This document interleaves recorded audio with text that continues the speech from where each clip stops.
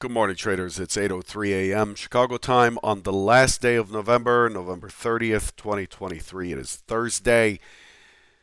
This is episode number 2581. Derivatives trading is not suitable for all investors. Past performance is not necessarily indicative of future results. Now, a couple things to cover today. Market showing a mild risk on only because it's recovering from the selling yesterday. Um, it's not really accomplishing too much. There's quite a bit of chatter on the news between the key figures that came out this morning, both out of Europe and the U.S. In addition to OPEC plus, this morning we had Kroger reporting. Kroger beat by 4%, so pretty much in line. 33.957 billion for Q3. We had Royal Bank of Canada beat by 7%. TD Bank, Toronto Dominion Bank, came short by 3 cents or 4 cents. Canadian Imperial beat by 5 cents or so. Nothing too dramatic. Now we do have Dell after the close. Dell's expected to report $1.46 for Dell on 23.018 billion on Q3. That's what's on deck for earnings. Really, what's in the news? The German retail sales came in pretty strong. Was expected at 0.4, came in at 1.1%. Inflation rate out of France. The year-on-year preliminary came in at 3.4%. The prior is 4%. Very, very soft there. This is bullish for equities. OPEC Plus has been doing a lot of talking, and they're basically mulling a 1.3 million barrel per day cut. We see that crude is bouncing up. Crude has pushed up as far as something like 79.20 or something. So that's completely expected there. Crude is going to react a lot to whatever these delegates are saying. They're really trying to get that price up to $80 to $82, somewhere in that range. Overall, cooling growth and cooling inflation. U.S. initial claims and core PCE came in line. And then today, and the inflation rate out of Europe came in at 2.4% versus 2.7. We got some comments from Lagarde at 8:30 Eastern. And then going forward, we have Feds Williams right now talking. We have Chicago PMI at 9:45, expecting 45.4. Remember, the subscribers get that number at 9:41, 9:42, so about 3 to 4 minutes before everybody else, in case you're in a position. At 10 o'clock, we have pending home sales out of the U.S., and then it's free and clear other than the news feed from OPEC Plus to Hamas, Israel, working on an additional couple of days for a truce. Despite some clashes in Jerusalem and in Gaza itself, as well as Lebanon. 5 p.m. today, we get to the Australian Judo Bank Manufacturing PMI, unemployment rate out of Japan at 6:30, Korean exports, South Korean exports at 7 p.m., and a few other numbers, the key of which is the Chinese Keijin Manufacturing PMI. This is an important one. It's at 8:45 Eastern.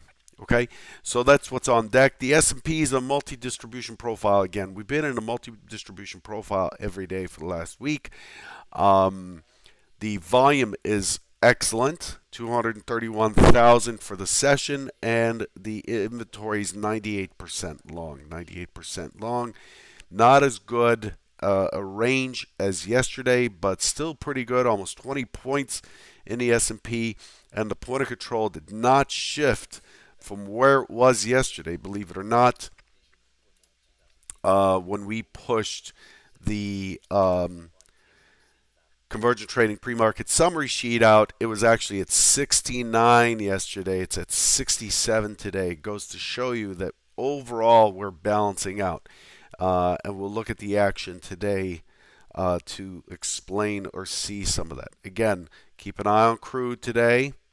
Okay, crude's got its big day with this meeting. Let's take a look at what took place yesterday. Very simple. Overall, we managed to gap up yesterday. We gapped up above the weekly high, which is, that's not the color that I want.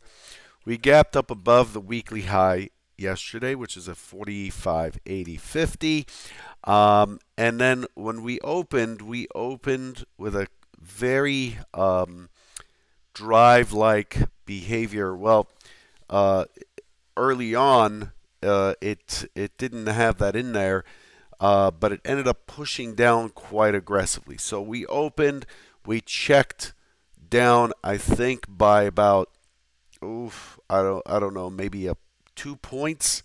2 points after the open, we opened, we checked down by 2 points, and then we took off in what was an impulsive move higher. We pushed right into the 97, saw some pretty good collisions up here at the 97 ahead of the 4600 century figure. Remember yesterday we outlined this is an important initial test, and then we had, what is it, 04 and several others leading up to 21. 21 was the extended target for yesterday, but it kind of butt its head against pretty strong liquidity there, and then the return, the push down was very aggressive. It immediately broke RTH VWAP. RTH mid had a very shallow, came right back to the open, had a shallow, very shallow pullback, and then had a continuation trade through the full session VWAP, full session mid, and broke right down into the IB low. Pullback sets up a full session mid VWAP short, consolidate, and then we get the IB range extension down. We're back inside of the weekly range, and then we're back inside of the prior day's range. So we look for a test of value high in the 66 area, but really we're looking for the MC point of control. We're looking for the prior day's point of control and the prior day's settlement, right? So we're looking for settlement here. So if you recall, yesterday I didn't pull up the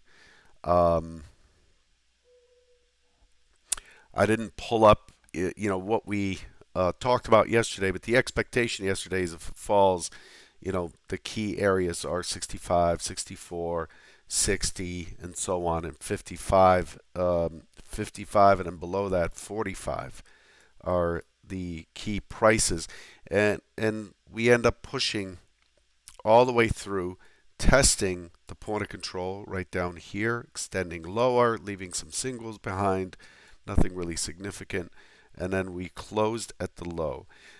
Notice on this profile there's no excess high. So if we break down the profile to see what it actually did,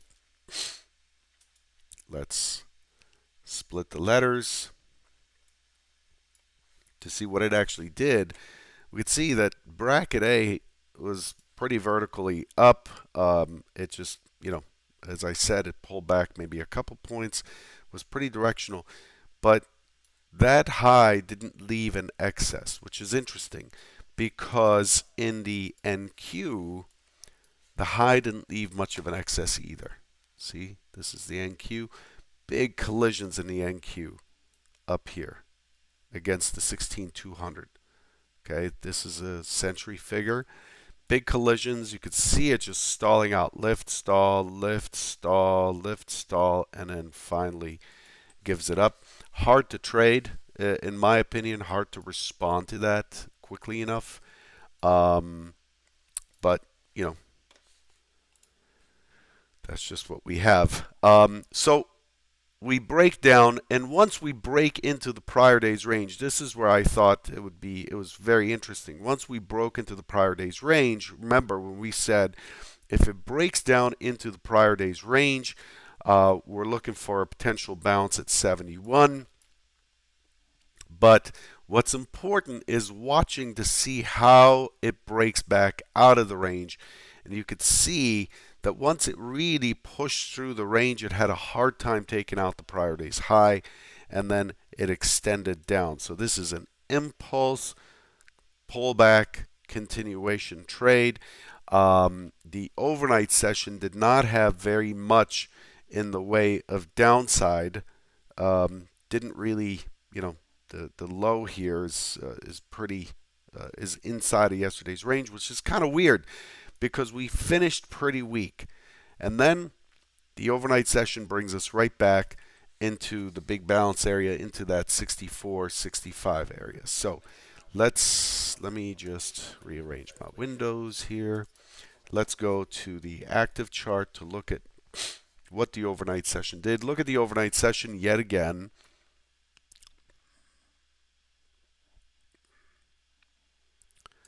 Yet again, we have Grok, the profile of Grok, this Stone Age man. Really, a lot of price discovery. We have a weak high in the overnight session. We're coming right back against the high of 2 days ago. Remember that 77 and a quarter. This is the range that we're in. We have a stock zone there, which makes sense to me. And then we fell off, and now we're tangled inside of the VWAP, full session VWAP, full session mid, right? Full session VWAP right there, full session mid, and the point of control. So this is a pretty swift rejection here. This morning, what this is likely to do is create noise. This is likely to create noise here. We're opening against the big MC point of control right here, MCPOC. Okay, where did I get that from? Easy. Here it is. See it? Right here. This is the MCPOC at 65. So we're opening against that. Hang on. Oops, I moved the wrong thing. We're opening against that, right, just above. And we're opening against the overnight point of control. We're opening against VWAP, mid. This is likely to, this could tip in either direction. What we had yesterday was an impulse consolidation pullback continuation. We had a second impulse pullback continuation, and then we never continued this continuation, which was pretty dramatic, right? This particular continuation, the impulse there, was pretty dramatic, and we just ran out of time and pulled back. To me, this could tip in either direction. We have a lot of conflict here. We are against this big balance zone down here. We had a selling day yesterday. We basically closed away from where the market is, where the market was testing. It tested higher, it found sellers, came back into the alignment with the MC point of control, the prior day's point of control, and the overnight session has held itself as positive on inventory, but it has also put in a weak high. So there's like a kind of a confusion there. And then it's now coming back in line with the overnight point of control VWAP mid. So this is very likely to be a whippy open. Be careful today. There's an argument for both directions. I mean, if you looked at this action from yesterday, you would expect that it would at least check that low. You would expect it to check that low, right? And now here it is up here against this, against the overnight point of control, against the VWAP and mid. So for me to get bullish, we need to see ourselves outside of 78, which was basically yesterday the overnight high. We need to see ourselves outside of 78. Now I'm bullish. And for us to be bearish, we need to see ourselves below the 45.55 at this point. 45.55. In here is a two-step dance here. Just very calm music, back and forth. We're just going to stay in a little square dance, a little step, two-step, back and forth, back and forth, back and forth, back and forth, back and forth. A lot of noise and a lot of ticks to be collected by algos today. A lot of ticks, because a lot of people are going to see something and are going to say, oh my God, it's breaking. Let me jump on. And it's very likely not to go anywhere. We found sellers. We know we found buyers back here. Okay? We found buyers back here as well. We opened, tested down, no excess, however, and moved up. To me, the skew based on yesterday's action is slightly to the sell side, slightly to the negative side. Okay?